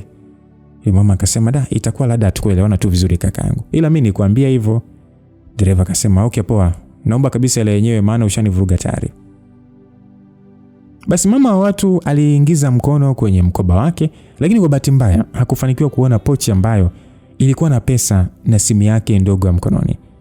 Alimimina vitu vyote ndani ya mkoba, lakini hakufanikiwa kuona pochi. Mama alichanganyikiwa kisha akavurugwa. Nadhani unafahamu vile vipochi mtoto vinavyokuaga kwenye mkoba Alimtazama dereva wa taksi ambaye alikuwa na hasira kwa sababu ya kuambiwa atapewa 15,000. Sasa akaanza kuvuta picha, itakuwaje kama akimwambia amedondosha pesa. Sasa yule mama akasema kwamba kaka, samani sana, nimedondosha pochi yangu yenye pesa. Dereva akacheka akasema kwa hiyo mimi nikusaidieje? Sasa nikusaidie kutafuta ama? Sikia dada, hizo pigo unazotaka kuniletea nishazipitia sana. Wanawake wengi wanatumia sana hizo pigo. Sasa naomba usikize kwa makini, nipe changu niondoke, maana unanichelewesha kwenda kutafuta hesabu za bosi. Yule mwanamke sasa jindo dada akajibu kwamba sasa kakaangu, nitakupa nini wakati mimi nimepoteza pesa zangu? Afu mbaya zaidi nimepoteza mpaka simu ambayo ina pesa kwenye line. Dereva akasema sikia dada, hebu shuka kwanza kwenye gari ili nikuonyeshe kwamba kuna watu hatutaki mapenzi kwenye kazi. Natumaini leo utapata fundisho, maana inaonekana wazi kwamba hizi ndio mbinu unazotumiaga kupata mabwana. Sio kila dereva taksi ni mteja wa machangudoa bwana. Kuna wengine tuna wake na watoto nyumbani. Yule mwanamke akasema kaka, umefika mbali sana. Ngoja dereva akasema wewe nimesema shuka kwenye gari. Yule dereva alimvuta nje mama wa watu kisha akamshika shati kwa lengo la kumkumbusha kwamba vya bure vina madhara. Lakini sasa kabla hajafanya chochote, kuna pikipiki iliwasili eneo lile. Hakuwa mwingine bali ni Ramsey mtakatifu na dereva wa bodaboda. Ramsey alishuka kwenye bodaboda kisha akapiga hatua mpaka pale alipokuwa dereva taksi pamoja na yule mama. Basi Ramsey akasema kwamba mama, bila shaka hii ni pochi yako, ulidondosha ulipoenda kutoa pesa ATM kule Ubungo. Naomba uikague kwa makini kama vitu vyako vyote vimetimia. Ramsey aliongea kisha akamkabidhi pochi yule mama. Mama wa watu hakuamini kama alikamata pochi yake kwa mara nyingine. Dereva wa bodaboda aliyekuwa amempakiza Ramsey alidata na yeye, kwani hakufikiria kama Ramsey alimkodi kwa ajili ya kurudisha kwa mwenyewe pochi aliyoyokota. Yule dereva taksi naye hakujua wapi pa kuificha sura yake, maana alijisikia vibaya kwa kauli alizoziongea kwa yule mwanamke. Afumba zaidi mpaka kufikia dakika zile bado alikuwa amemkamata shati, yani blouse yule mama. Haitamani kushusha mkono ila aibu ilimshika vilivyo. Akili ilimwambia achie shati la yule mama, ila mkono ulikuwa mzito kushuka na sura ilimpauka. Yule mama alitoa kwanza shilingi 20,000 kwenye ile pochi yake kisha akampatia yule dereva wa taksi. Dereva taksi akaachia shati la yule mama kisha akapokea ile pesa. Sasa baada ya kupokea akarudisha change ya shilingi 5,000 kwa kuwa makubaliano yao yalikuwa ni 15,000 tu. Sasa yule mama akasema kwamba yule mwanamke akasema kwamba sikia kaka, hiyo 5,000 baki nayo tu, maana unaonekana una shida sana ya pesa. Ndio maana ulishindwa kuwa na roho ya kibinadamu. Ila nakusii sana mister, hizi shida tumeombewa binadamu, ni za kwetu, zipo na zitaendelea kuwepo. Pesa zimalize shida, bali shida ndo zinamaliza pesa. Siku nyingine ukikutana na mtu mwenye matatizo kama yangu, unatakiwa umsikilize na kumsaidia. Sio kila mwanamke anayeomba msaada ni changudoa. Sisi wengine tuna heshima zetu kwenye jamii bwana. Unaweza kuondoka. Aisee, nakwambia yule mama ni alitema cheche. Cheche zilimuingia vilivyo dereva wa taksi ambaye aligubikwa na wimbi la aibu. Ramsey na yule dereva wa bodaboda walikuwa wanasikiliza kwa makini pointi za yule mama. Basi dereva akasema kwamba basi panda kwenye taksi ni kufikisha sehemu uliyotaka ni kuache dada. Yule mwanamke akasema hapana, siwezi kupanda tena lile taksi lako, ondoka tu. Yule dereva akasema sawa sister, mimi naondoka ila nisamee kwa matusi niliyokutokana. Hizo zote ni njaa tu ndo zinatufanya baadhi yetu tunakosa binadamu.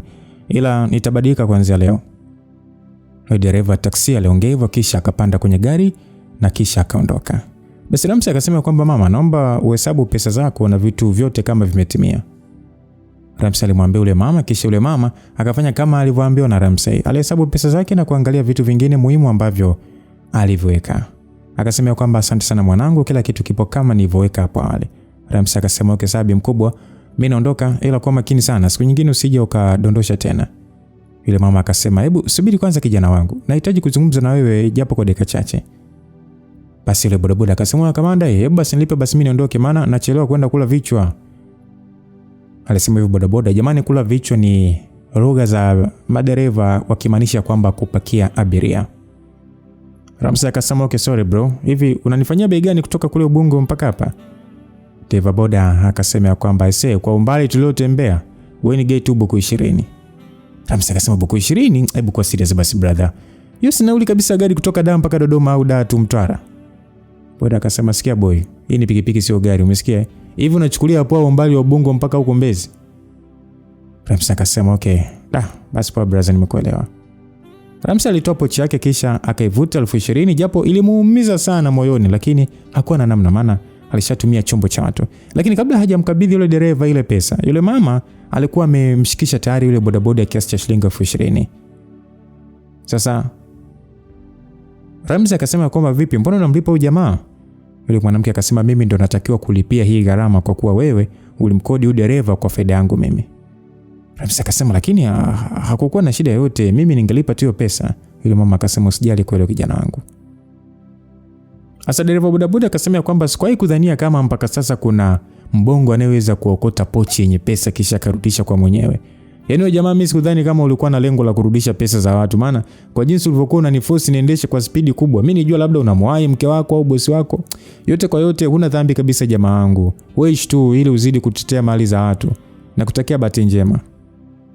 Dereva bodaboda alimwambia Ramsey maneno yale kisha akawasha pikipiki yake na akaondoka zake. Pale barabarani walibaki wawili tu, yani Ramsey na yule mama ambaye bado hatukulifahamu jina lake.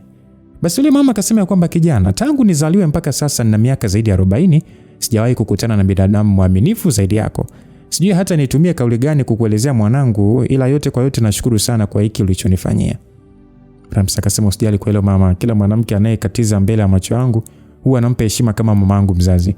Ni rahisi sana kumdhulumu mwanamume mwenzangu kuliko kudhulumu jasho la mwanamke mjasiriamali anayehangaika kutafuta riziki kwa ajili ya watoto wake wa kale. Mama akasema kwa nini iwe rahisi kwa mwanaume kuliko kwa mwanamke? Ramsey akasema kwa sababu sio kila mwanaume anayetafuta pesa ni mlezi wa familia. Wanaume wengi hutafuta pesa kwa jasho, ila mwisho siku wanakwenda kutumia kwenye kumbi za starehe na kuacha watoto wanakufa njaa. Lakini sasa ukiona mwanamke anatafuta pesa, basi pesa hiyo hutumika kuitunza familia yake. Kwa mfano, unaweza kumkuta mama ntilia anauza chakula ili aweze kupata pesa kwa ajili ya kuwalisha na kuwasomesha watoto wake. Kwenye swala kama hilo inakuwa ni ngumu sana kudhulumu jasho la mjasiriamali huyo, maana utawaua wengi wanaomtegemea. Sasa baada ya Ramsey kuongea hivyo, yule mama nitulia kidogo. Akamwangalia Ramsey akasema lakini kijana, mimi sifanani kabisa na mama ntilie. Na nimepoteza pesa kwenye maeneo ya benki, ile umeniletea pesa. Nataka kujua kwa nini umerudishia pesa zangu.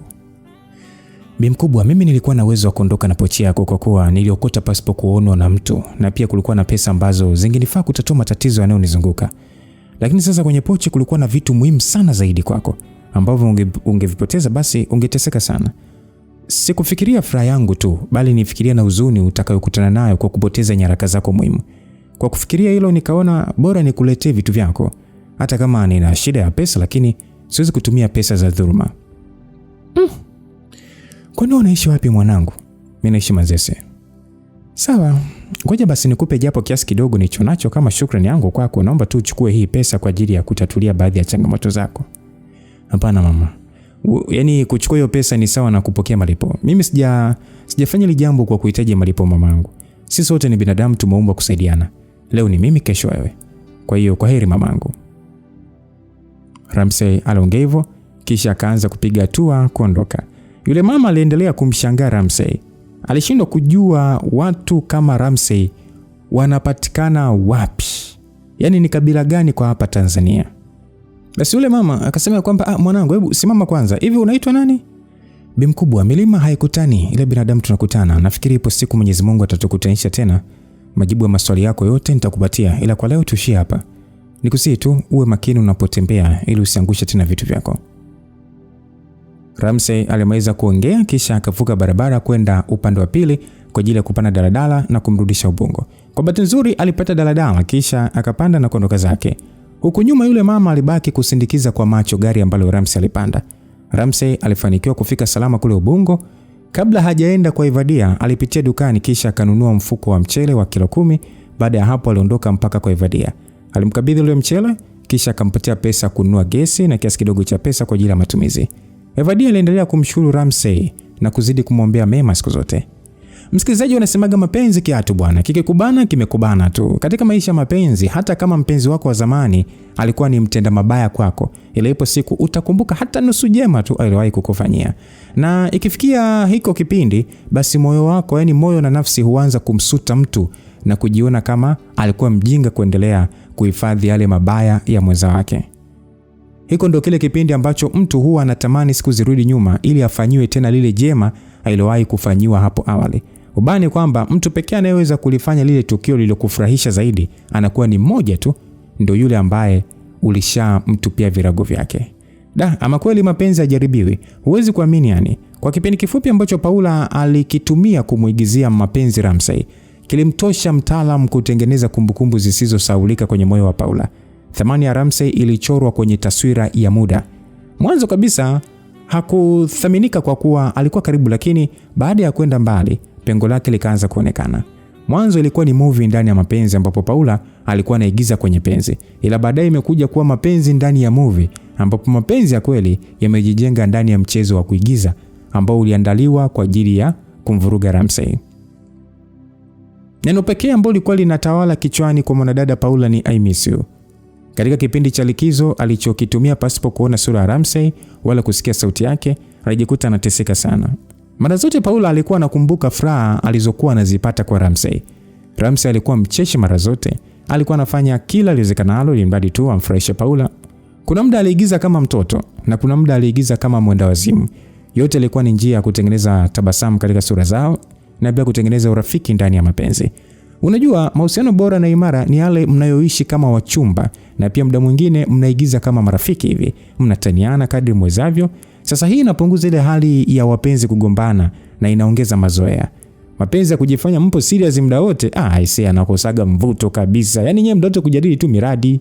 Sijini, yaani nyewe maboto tu ni serious. Jamani. Kitu pekee ambacho Paula alikuwa anakikosa kwa Alvin ni ule muda wa kudeka, kutaniana kama marafiki, na pia alikuwa hapati kila kitu alichokuwa anakitaka kwa Alvin. Muda wote Alvin alikuwa serious. Hakuwa mtu wa kudekeza mwanamke. Kabla Paula hajaingia kwenye mahusiano na Ramsey, hakuweza kubaini mapungufu ya Alvin kwenye mahusiano. Mapungufu ya Alvin yalikuja kubainika baada ya Alvin kushindwa kumpa Paula furaha kama alizokuwa anazipata kwa Ramsey. Sasa baada ya ukimya wa zaidi ya mwezi mmoja, hatimaye uvumilivu ulimshinda Paula. Hakuona sababu ya kuendelea kuteseka wakati anayemwazia bado yupo hai kabisa. Paula aliamua kuchukua simu yake kisha akampigia Ramsey. Paula alimwambia kwamba Ram, samahani sana, naomba kuonana na wewe siku ya kesho, kuna jambo muhimu nataka kueleza. Ramsey akasema kuonana mimi sio shida. Shida ni kwamba bado sijajua naongea na nani mpaka kufikia muda huu.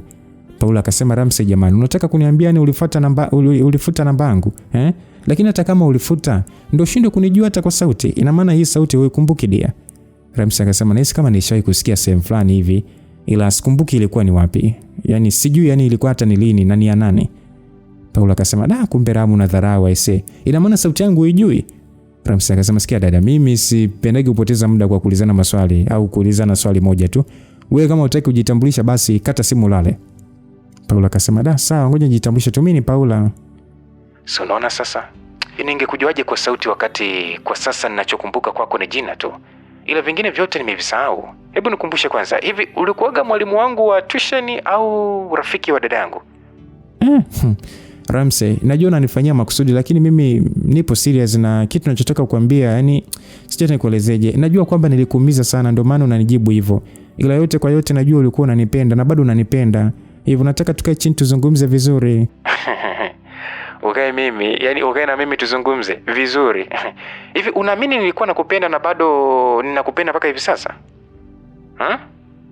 Paula, Umetumia misingi ipi kuusemea moyo wangu kwamba bado nakupeti, kwamba bado moyo unakupenda?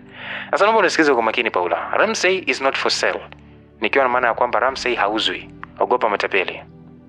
Basi bwana. Siku na wiki zilisonga mbele. Hatimaye Tume ya Taifa ya Vyuo Vikuu Tanzania TCU iliruhusu vyuo vyote kufunguliwa rasmi kama ratiba ilivyokuwa imepangwa. Kila mwanafunzi wa chuo kikuu alikuwa anaenda kuanza mwaka mpya wa masomo.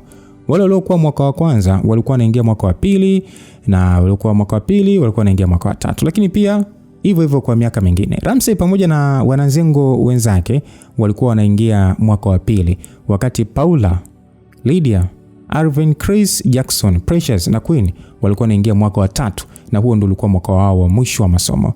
Evadia kwa upande wake alisimamisha mwaka wa masomo kutokana na ujauzito aliokuwa nao, na mpaka kufikia kipindi hiko alikuwa anakaribia kujifungua.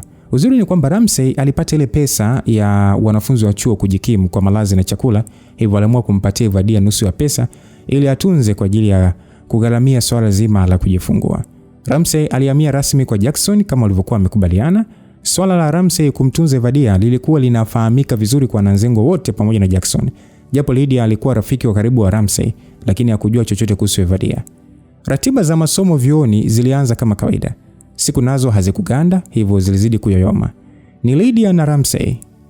Haya ni majina ambayo yalichukua headlines nyingi sana katika chuo kikuu cha Dar es Salaam tangu mwaka wa masomo ulipoanza. Swala la wanafunzi wa vyuo kuwa kwenye mahusiano lilikuwa ni la kawaida sana.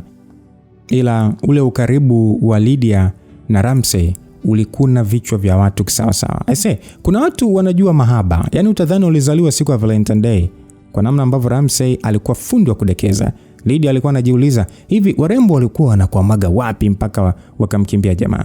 Ilikuwa ni rahisi sana kumwamini mtu akikwambia kwamba shetani na wifi yake watauona ufalme wa Mungu kuliko kumwamini mtu akikwambia kwamba Ramsey na Lydia hawakuwa na mahusiano ya kimapenzi. Utatumia misingi gani kukubali kwamba hawa watu hawakuwa wapenzi wakati kila saa, dakika, kila sekunde walikuwa pamoja, ukiondoa vile vipindi vya wao kwa darasani? So ilikuwa ni ngumu sana kumuona Lydia akitembea na rafiki zake au peke yake bila uwepo wa Ramsey. Yaani ilifikia hatua mpaka chuoni walikuwa wanaenda wakiwa wameongozana pamoja. Wakienda kula chakula basi lazima ende pamoja. Kitu gani ambacho Lydia alikuwa hakijui kwenye simu ya Ramsey? Unaweza kusema ni password ya simu. Mbona rahisi tu. Wewe ukiiba simu ya Ramsey basi andika tu jina la Lydia tu, itafunguka yenyewe. Unauliza password ya simu ya Lydia? Hebu kwa ni serious basi. Unadhani litakuwa jina la nani zaidi ya Ramsey? Wewe ukiiba simu ya Lydia basi andika tu Ramsey, mchina utafunguka bila wasiwasi. Lakini yote yaliokuwa yanafanyika ni 9-10 ni kwamba Lydia na Ramsey hawakuwa wapenzi. Hakuna mtu ambaye aliwahi kumwambia mwenzake kwamba anampenda kama bebi la Azizi. Waliendelea tu kuwa marafiki kwa nje, japo kwa ndani walikuwa wanapendana kiuchumba. Mapenzi ya kweli ni hisia zilizopo ndani ya moyo wa mtu na sio mdomoni. Katika ulimwengu wa hisia, Ramsey na Lydia walikuwa ni wapenzi. Kwa kuwa Ramsey alikuwa maarufu sana pale chuoni, watu wengi walimfuata na kumuuliza kuhusu karibu wake na Lydia upoje. Jibu pekee lilotoka ni kwamba wao ni marafiki tu. Lakini pia Lydia naye alipoulizwa swala la yeye kutoka kimapenzi na star wa mpira wa miguu, alikanusha taarifa hizo kwamba hazikuwa na ukweli wote na yeye na Ramsey ni marafiki tu. Lakini sasa kuna watu waliteseka sana, watu walipata tabu, watu walikosa usingizi na pia walitamani hata kufa. Chris na Dicky, hao jamaa wote kwa pamoja walikuwa na ugonjwa unaofanana, kwani walikuwa wanampenda sana Lydia, ila kwa bahati mbaya Lydia hakuwa na hisia kabisa na vijana hao. Kwa namna ambavyo Lydia na Ramsey walivyokuwa wamejiachia, ilidhihirisha wazi kwamba hawana hofu na mtu yeyote zaidi ya kuangalia furaha zao tu. Bifu jipya la wazi kabisa likaibuka ndani ya kundi la wananzengo wa Azania kati ya Dicky na Ramsey. Kwa mara ya kwanza kabisa Ramsey alijikuta anapata ujasiri kwa kutoendelea kujishusha mbele ya Dicky kwenye masuala aliyokuwa yanamhusu Lydia. Kuna hisia fulani hivi ambazo Ramsey alikuwa anazipata ndani ya moyo wake kila alipokuwa anakumbuka matukio mbalimbali waliowafanya pamoja na Lydia. Mtaalamu hakuona sababu ya kuendelea kumhofia mwanamume mwenzake. Sahau kuhusu Dick na Chris kuteseka kwa ajili ya Ramsey na Lydia. Mtu mwingine ambaye aliteseka zaidi alikuwa ni mwanadada Paula. Maumivu ambayo aliyapata Paula yalikuwa ni mara 2 ya maumivu walioyapata Chris na Dick. Kitu kilichomtesa zaidi Paula ni kwamba yeye mwenyewe kwa akili zake timamu ndo alimruhusu Ramsey aondoke kwenye moyo wake. Ni kweli Ramsey aliondoka, ila mambo ambayo aliyafanya kwa Paula ndani ya muda mfupi yaliotesha mizizi ya upendo kwenye moyo wa Paula pasipo yeye mwenyewe kujua. Wakati Paula amekuja kujua, ilikuwa ni tayari ameshachelewa. Sasa kumbukumbu ndizo zilizokuwa zinamtesa sana Paula. Alafu mbaya zaidi vile vitu vilivyokuwa vinafanywa na Ramsey vilikuwa vipatikani kwa Alvin wala mwanaume yote ule. Mapenzi sio kuchikuchi tu msikilizaji, yananogaga mazoea. Ramsey alikuwa mtaalamu wa kukea. Yani alikuwa na care baby mamas wake, ndio maana hata Sara alitamanigi kurudiana na Ramsey. Alafu kitu kingine kilichokuwa kinampa wazimu Paula ni kwamba huyo Ramsey tayari alikuwa na ukaribu na rafiki yake Lydia, na ukaribu wao haukuwa wa kawaida kabisa. Maji ya shingo alimfika Paula. Aliona dalili zote za kumkosa Ramsey kama Lydia ameshamteka tayari. Afu sasa ukizingatia hakuwa na chochote kile alichomzidi mrembo Lydia, kuanzia uzuri wa sura, umbo mpaka tabia. Lydia alikuwa juu. Sasa atafanyaje Paula ili amrudishe Ramsey wake? Penzi kati ya Paula na Alvin likawa halinogi tena. Kama unavyojua, mwanzo kabisa Paula ndo alikuwa mtumwa kwa Alvin, ila kwa ajili ya Ramsey upepo ulifanyeje? Ulibadili mwelekeo. Alvin aligeuka kuwa mtumwa wa penzi kwa Paula. Mtoto wa kiume alianza kutetea nafasi yake kwa kumuomba Paula asiende kwa Ramsey. Paula alielewa sasa. Kuna raha kumwacha kisi wako aende kwa amani, huku ukiwa unajiamini kwamba ulivyokuwa unampa vitu kisawa sawa, ukiamini ya kwamba uko anakoenda hata kama anapata 3 basi anakosa 7 kukamilisha 10. Kwa hiyo Paula hakutaka kuelewa. Angeanzaje kuelewa wakati Alvin hakuwa romantiki? Bifu lingine likaibuka kati ya Alvin na Ramsey. Tukutane sehemu inayofuata msikilizaji, kuendelea kufahamu visanga vya hawa watu. Mdoto ulikuwa na Lucas Lumbas. God be with you till we meet again. Bye bye.